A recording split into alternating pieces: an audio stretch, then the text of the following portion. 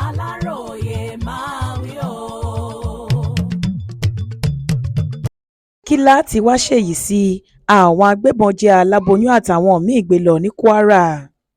Àwọn jàǹdùkú agbébọn tí wọ́n ya lọ sínú àbùdù tó wà ní wọ́ọ̀dù àpàdò níjọba ìbílẹ̀ ìlà-oòrùn Ìlọrin nípínlẹ̀ Kwara kò mú ọ̀rọ̀ náà ní kékeré rárá nítorí aláboyún wà lára àwọn mẹ́ta tí wọ́n jí gbé nígbà tí wọ́n dé sáwọn èèyàn náà lọ́rùn lọ́gànjọ́ òru.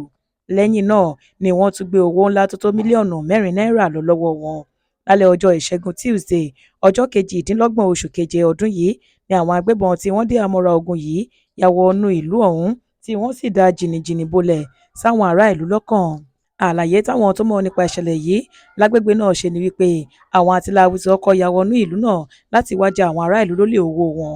Lásìkò ìkọlù ọ̀hún ni wọ́n jí owó tó tó mílíọ̀nù 4 náírà.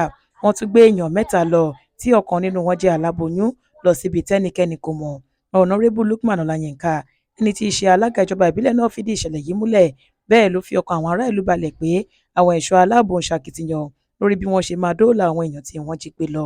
Ó ló dá òun lójú pé wọn kò ní pẹ́ rárá táwọn èèyàn ọ̀hún yóò fi gba ìtúsílẹ̀ àti pé ohun táwọn ń gbọ́ gẹ́gẹ́ bí ìwádìí táwọn ẹ̀ṣọ́ aláàbò ṣe ni pé olè jíjà gan-an ló gbé àwọn èèyàn ọ̀hún wá. Ó ní wọn ò lè pẹ́ lákàtà àwọn ajínigbé yẹn. Ìròyìn tó ń kàn wá lára ni wípé àwọn èèyàn tí wọ́n jí gbé yẹn ò lè pẹ́ níbẹ̀. Èròǹgbà àti wá digunjalè gan-an ni wọ́n gbé wá.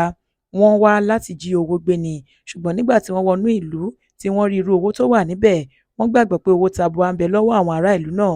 Ìdí nìyí tí wọ́n kúkú fi ṣiṣẹ́ ìjínigbé papọ̀ mọ́ olè tí wọ́n wá jà. Àmọ́ pẹ̀lú ògo Ọlọ́run a máa mú wọn.